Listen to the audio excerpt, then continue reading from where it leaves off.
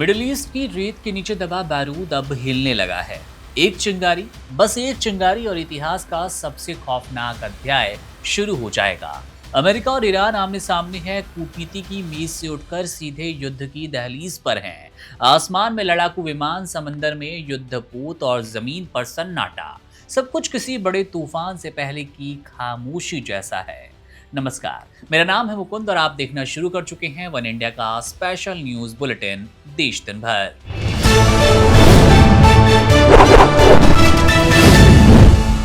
White house से आई चेतावनी साफ है, ईरान के लिए समझौता करना समझदारी होगी। प्रेस सचिव कैरोलिन लेविट ने संकेत दिया कि राष्ट्रपति डोनाल्ड ट्रंप अभी भी कूटनीतिक समाधान की उम्मीद रखते हैं, लेकिन साथ ही ये भी जता दिया कि सैन्य विकल्प पूरी तरह से मेज पर है।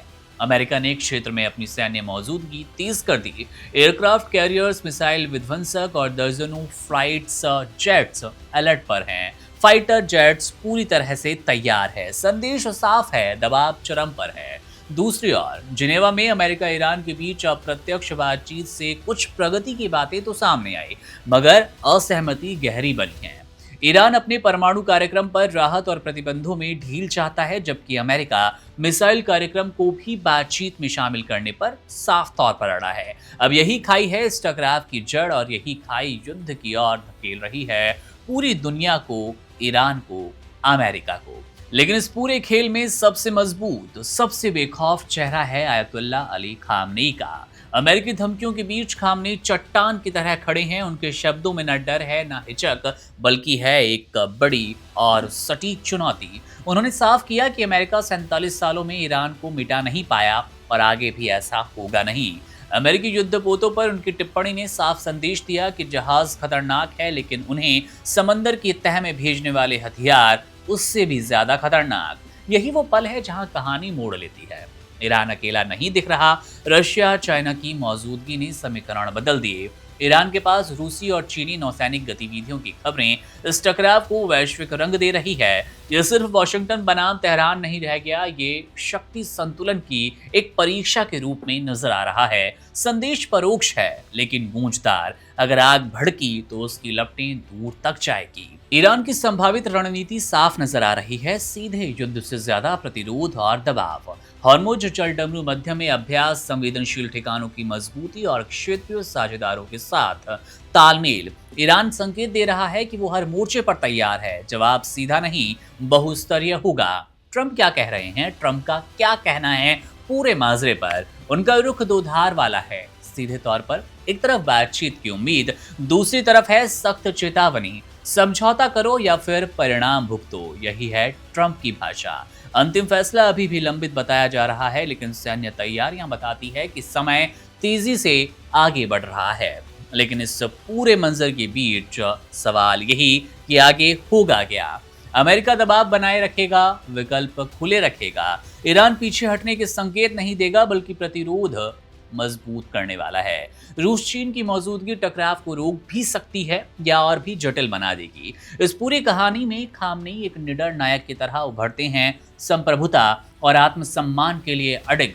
उनके सामने दुनिया की सबसे बड़ी सैन्य ताकत है, फिर भी उनके कदम डगमगाते नहीं हैं। अब यही वजह है कि आने वाले दिन निर्णायक हो चले हैं। दुनिया रुक कर देख रही है कि उल्टी गिनती चल रही है। क्या कूटनीति आखिरी पल में बाजी मार लेगी? यह इतिहास एक बार फिर विनाशकारी मोड़ पर नजर आएगा। वर्ल्ड वॉर 3 शुरू हो जाएगा। अब बात उस देश की जिस देश की राजधानी में दुनिया का सबसे बड़ा एआई समिट चल रहा था। जी हाँ, बात कर रहे हैं अपने देश भारत की। राजधानी दिल्ली का अति सुरक्षित माने जाने वाला भारत मंडपम और वहां पर चल रहा high profile AI impact summit अचानक एक भयंकर अराजकता का केंद्र क्यों बन गया?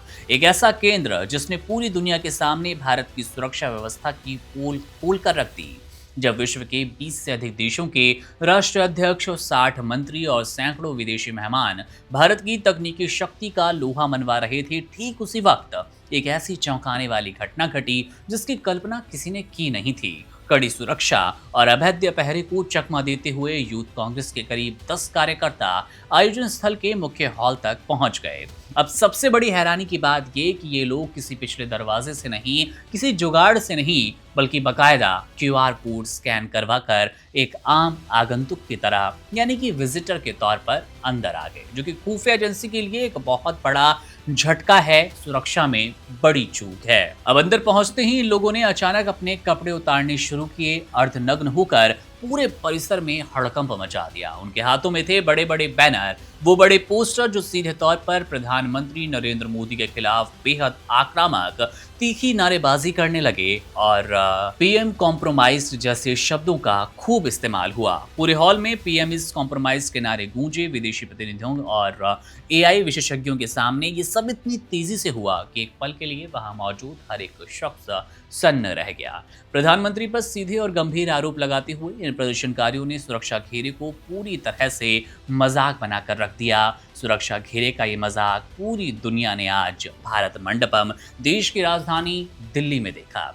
इस घटना ने वैश्विक मंच पर भारत की छवि को एक गहरा और शर्मनाक झटका दिया। ये ग्लोबल साउथ में भारत का पहला इतना बड़ा आयोजन था जहां देश खुद को एआई और डिजिटल दुनिया के विश्व गुरु के रूप में पेश कर रहा था। विदेशी मेहमानों के सामने हुई इस फजीहत को एक सोची समझी साजिश और राष्ट्रीय शर्म करार दिया जा रहा है। ऐसा माना जा रहा है कि ये सब सिर्फ और सिर्फ दुनिया भर में भारत को नीचा दिखाने की एक कोशिश है और देश की विकासशील छवि को खंडित करने के इरादे से किया गया एक कृत्य। ये महज एक राजनीतिक विरोध बिल्कुल नहीं था, बल्कि एक उभरती हुई तकनीकी महाशक्ति की साख पर सीधा हमला था, जिसने विदेशी मीडिया को भी भारत की आंतरिक राजनीति पर उंगली उठाने का मौका दे दिया। हंगामे को बढ़ता देख सुरक्षाकर्मी और दिल्ली पुलिस तुरंत हरकत में आई। पुलिस ने मुस्तैदी दिखाते हुए करीब 5 प्रदर्शनकारियों को उसी वक्त दबोच लिया और उन्हें घसीटते हुए परिसर से बाहर निकाला गया। सभी आरोपियों को तुरंत थाने ले जाया गया। पुलिस मीडिया रिपोर्ट्स और सूत्रों के मुताबिक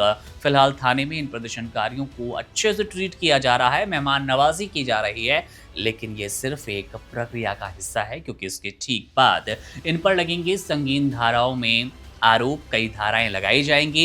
एफआईआर दर्ज हो चुकी है। पुलिस अब इस पूरी खौफनाक वारदात की, इसके सुरक्षा कारणों की, सुरक्षा चूक की गहराई से जांच कर रही है। आखिर इतने हाई अलर्ट के बाद ये लोग अपने मंसूबे में कामयाब कैसे हो गए और आगे चलकर इन आरोपियों पर कड़ी कानूनी कार्रवाई की भी बात की गई। उन मास्टरमाइंड्स की तलाश तेज हो गई है जिन्होंने विश्व मंच पर देश को शर्मिंदा करने की ये पूरी खतरनाक और बेशर्मा पटकथा लिखी थी।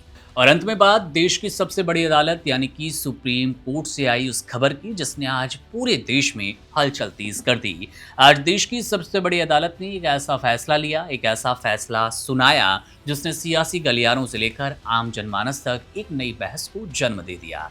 सुप्रीम कोर्ट ने उस याचिका को सुनने से साफ इनकार कर दिया जिसमें मांग की गई कि मुगल शासक बाबर के नाम पर देश में कहीं कोई मस्जिद ना बनाई जाए। जस्टिस विक्रमनाथ, जस्टिस संदीप मेहता की पीठ ने 2 टूक शब्दों में याचिका को खारिज करते हुए साफ कर दिया कि अदालत इस तरह की मांगों में दखल देने का कोई आधार देखती ही नहीं।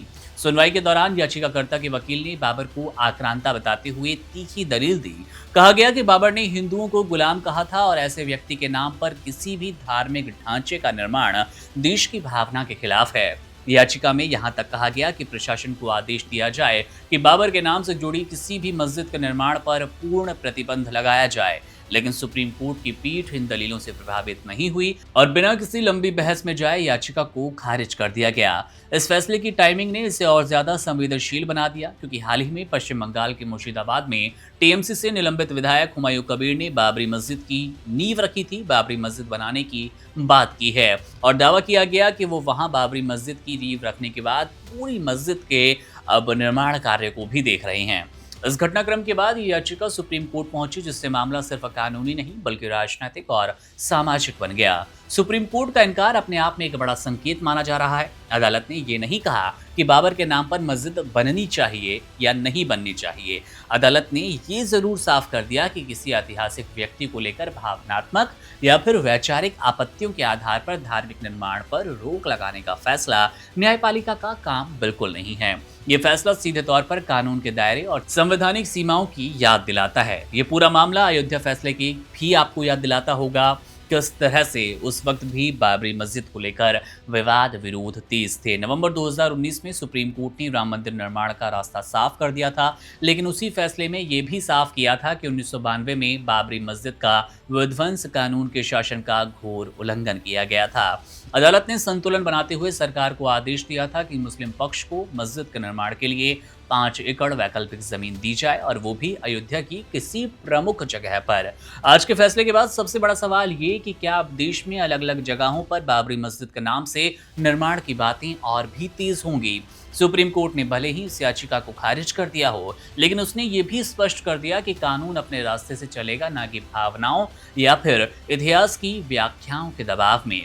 ये फैसला एक तरह से संदेश देता है कि भारत का संविधान और न्याय व्यवस्था किसी एक नाम, एक विचार या फिर राजनीतिक शोर से नहीं चलता, विवेक से चलता है और जनता के हित में बात की जाती है। फिलहाल इतना तो तय है कि सुप्रीम कोर्ट के इस रुख ने एक नई बहस के दरवाजे खोल दिए। अब निगाहें होंगी राजनीति, प्रशासन और समाज पर कि वो इस फैसले को आखिर अडॉप्ट कैसे करते हैं, फैसले को स्वीकार कैसे करते हैं और देश को किस दिशा में ले जाते हैं। बहरहाल मामले पर हमारी नजर रहेगी, अपडेट आपको देते रहेंगे। और ये थी आज दिन की वो बड़ी खबरें जिनका जानना आपके लिए, हमारे लिए और देश के लिए था जरूरी। मेरा नाम है मुकुंद, आप बने रहिए वन इंडिया के साथ। शुक्रिया।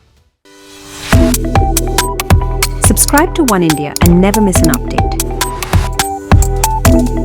Download the One India app now.